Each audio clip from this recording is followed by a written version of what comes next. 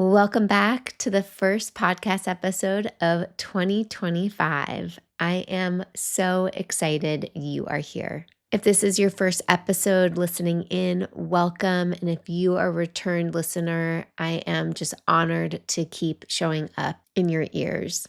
I've truly been loving doing these solo episodes because they feel like these personal little love note conversations I get to have with you. They get to be intimate, they can be raw, get to be personal.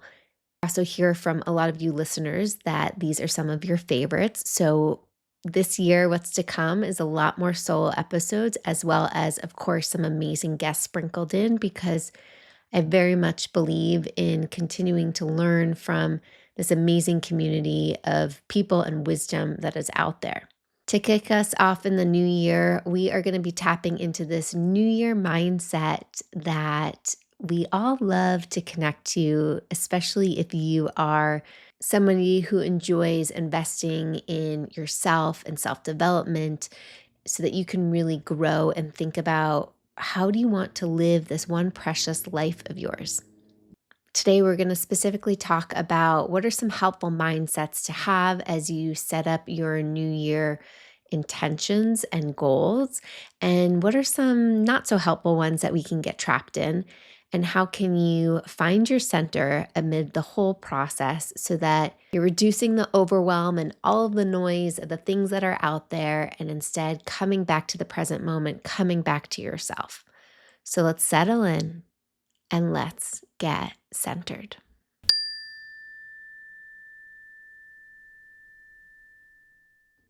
New Year's Day is one of my most favorite holidays. And maybe you've heard me say this before, but I love it so much because there's this stillness in the air. There's this, like, oh, we all just are taking a breath together after maybe a night of partying, of celebration. I mean, I was completely sober. But however you enjoyed the evening, right? There's this like taking a deep breath in as the calendar starts over again. And there's magic to that. 365 days go by, and to just take that in, like, wow. And I know there's a lot of beliefs out there that the real quote unquote calendar doesn't begin until spring, especially if you're somebody who that's interested in a lot of astrology. There's also people out there who believe this quote unquote new year really begins for them on their birthday. Whether your birthday is in July, whether your birthday is in October, like you might mark your own year of birth as a 365-day time capsule. And to be honest, again, we use this January 1 to December 31st for a tax purpose, like to mark what happens in a whole tax year. So it is definitely tied back to capitalism. However, all around the world, people are celebrating New Year's and New Year's Day. And it is this beautiful human collective engagement that really just marks this shift, this transition. And transitions, thresholds are really important to mark, to savor, to acknowledge, to create some sort of ritual around. When you think about moving through your apartment or your house, each room has its own threshold, right? There's a marker on the door or on the ground that creates some division between space. And thresholds help us create not only these physical spaces, but these energetic shifts. Like we're moving from one place to another. And even though we aren't necessarily changing as we're stepping from the living room into the kitchen, there is still this energetic shift, right? Like, oh, now I'm in the kitchen and I use this space for these activities. And oh, I'm stepping back into the living room or into my bedroom and I use this space intentionally. So when we connect this to this threshold of leaving 2024 and entering 2025 at midnight in this new calendar year, there is an invisible threshold that we're shifting. And I think it can be really helpful to think about, because it's invisible, what are we leaving behind and what are we stepping into? And how do we want to step into this new calendar year space of 2025 with intention? How do we want to use this quote unquote room intentionally? Because this room that we're in this year of 2025 has an abundance of possibilities. So, where do we want to go? How do we want to feel? What do we want to be creating? How do we want to be? What do we want to do? How do we want to play? Like, there's so many amazing questions we can ask ourselves to get some clarity. So, I'll talk about my favorite process to do that in a bit. But first, I want to talk about some of the unhelpful things that happen to us around this time of year. So January 1 happened yesterday. And in psychology, there's this term called the fresh start effect, which emphasizes that our human psyches have this belief system embedded in us that we can start something new at the beginning of the year. We're more likely to start something new at the beginning of the year because there's this freshness and there's this sense of optimism and self-efficacy. Like, yeah, I can do it, this newness. We get the same kind of juice in our body when we think about the beginning of a month or the beginning of a week. But the new year has that magical je ne sais quoi that really sparks this inside of our human brains. Now, the marketing world loves to take advantage of this, right? And loves to tap into new year, new you. And that can be really toxic because that can then feed this inner belief that something is wrong with you, something is wrong with us that needs to be fixed and needs to change this next year. And here is your one opportunity. And if you don't take advantage right now in this moment on January 1, you are going to fail and you're doomed for the rest of the year until you can try again in 364 days. Now, I don't know about you, but that doesn't seem really fun. That sounds like, wow, the rest of the year gets to be purgatory. And, I highly don't believe life gets to be that way. I think each day, each moment is an opportunity for us to begin again. This is one of the gifts of our mindfulness practice. When we are present and we're training our attention to be in the moment, we can get out of the stories of the past or of the future and come back to the present moment to recognize we have choice. And when we remind ourselves that we have choice, because it can be really easy in a loud world, a chaotic world that's telling us we don't have choice, it can be really easy to forget that. But in each moment, we have the choice to begin again. What ends up happening is we can get paralysis analysis, or we don't know. We have I don't know mind where we want to begin again. Where do we want to put our focus? Where do we want to put our attention? And so that sense of haziness and we're lost and we don't really know where to go or what to do or who to reach out to or how to spend our time, it becomes so overwhelming that we can just bury ourselves into autopilot tendencies so that we don't have to think about it because that feels too stressful or too overwhelming.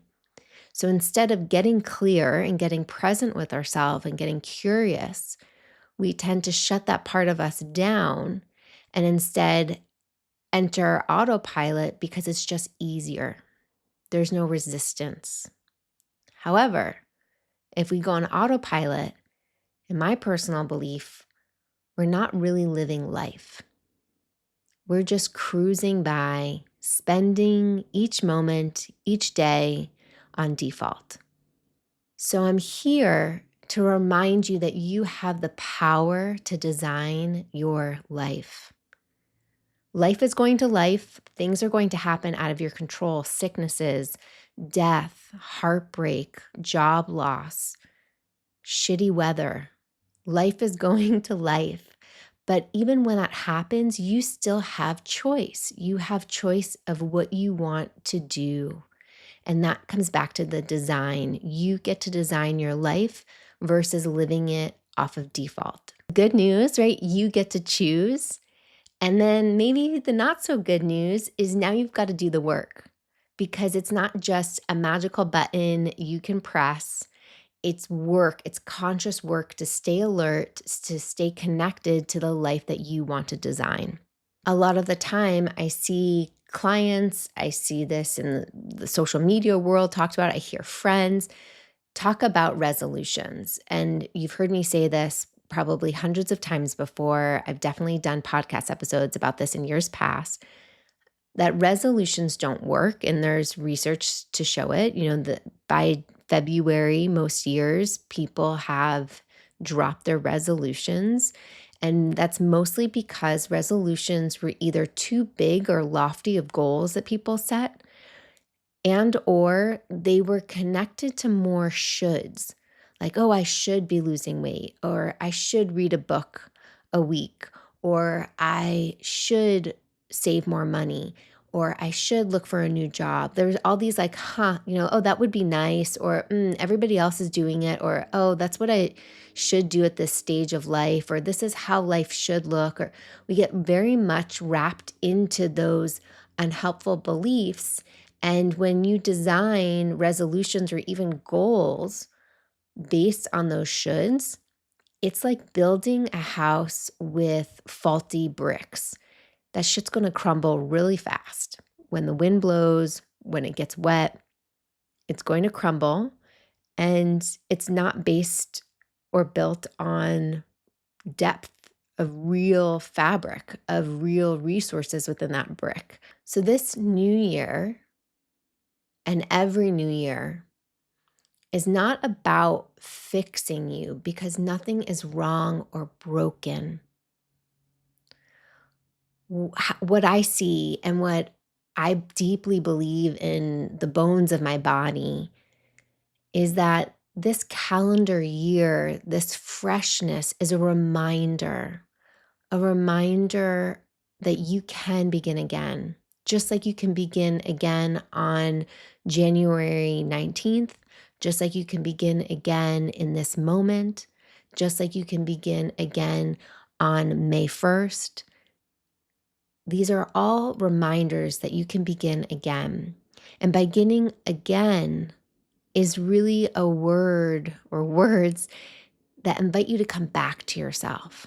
Come back to the present moment, come back to your truth, come back to what's here in this moment to pay attention to. Instead of creating resolutions or just going straight for goal setting, one of the things I've done for the last 8+ years, I learned this from one of my mentors, and year after year of doing my own process, I've learned to tweak it and test it and expand it.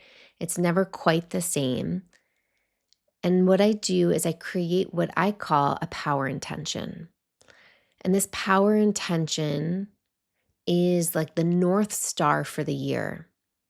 It's connected to how do I want to feel? Who do I want to be? And what's the kind of energy that I want to be carrying and embodying into this new year? And when I do this process, it's so beautiful of what starts to unfold, because I never know what's going to come up for me. Like the word that I chose for 2025, I never would have thought that this would have been a word that I would have chosen. And I'm going to be sharing this word in my latest Wait a Minute newsletter. So I welcome you to sign up and find out what that word is, what my power intention of 2025 is. I will also link in the show notes some journal prompts that you can use to walk yourself through this process and support you tuning in to your own wisdom to gain some insights of what power intention gets to be your focus for the new year. And I'd also invite you to join me for the intention setting party, which is a workshop that I host almost every year where we dig into the year past, learn from it, grow from it, thank it, and then allow ourselves to be free so we can move into the present moment and to what's to come and anchor into a power intention. I walk you through a specific process. It's slightly different than what is in the blog. This is more of a guided meditative experience. And you gain this insight, and it's so cool of what people create. And it's really helpful to workshop the power intention in community, because sometimes the language that we're looking for to help us connect to the feeling that we want to feel and embody takes some tries. Like I had a friend do this workshop with me last year, and we were searching for this word, and we were throwing out a bunch of things and playing back and forth. And then all of a sudden she said something like boss. And I was like, oh my God, is that the word? And she turned to me and she was like, yes, that's the word.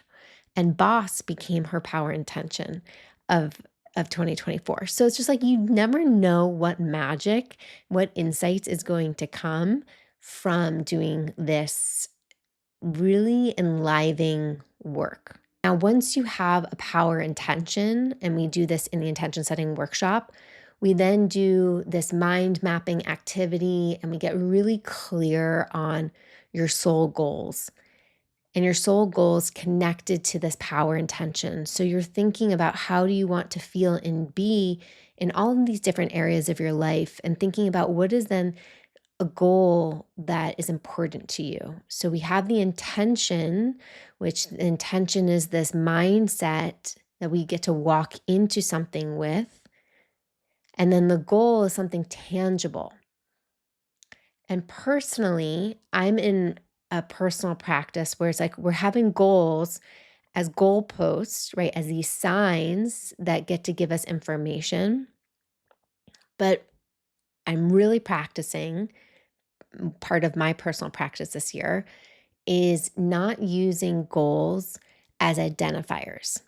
And I think this is something that we as a culture can get really tied up to, especially if you are a striving, achieving, ambitious person. So this circles me back to my next point of some of the unhelpful thought patterns we can get into around the new year is when we use these goals as identifiers. A lot of the times people love to habit track, right? I've seen all of these different planners out there that all have habit trackers. And I get it. It feels really good to check a box to say you've done something. But the days that you don't do that morning routine, or the days that you don't exercise or don't read that book, what happens? How do you show up for yourself in those moments? Because what I tend to see for a lot of people is a spiral. They start to spiral and judge the shit out of themselves for not doing that thing, saying they were lazy, coming up with all sorts of excuses, and then a lot of shame. And then what happens? If you don't do it one day, they think, oh, the streak is lost. I should just drop it. It's not worth it for me to put effort into it if I'm not going to stick with it. And then people completely lose touch of that habit that they're trying to instill or that practice they're trying to engage in. And negative self-talk can get really loud. And then the judgments get louder. I'm such a bad person. And then the guilt can get there, and then the shame, and it just can fucking snowball. So I'm here to remind you, and I'm reminding myself of this too. It's like goals are here to be goalposts. They are not here to be identifiers, meaning whether you hit your goals or not does not make you a good or a bad person, does not make you a successful or a non-successful person. Like we've got to drop these judgmental loops that we have for ourselves. And I know you might be thinking, well, Wade, when I do it, it's really motivating. And that's what drives me to keep doing it. And I hear you. I get you, girlfriend. However, what ends up happening is that you're being driven by the dopamine of hitting these goals, thinking that because you're doing Emphasizing doing the thing means that you are worthy. Where I really want to welcome you to focus your attention is that you are worthy and whole and complete just as you are without that habit.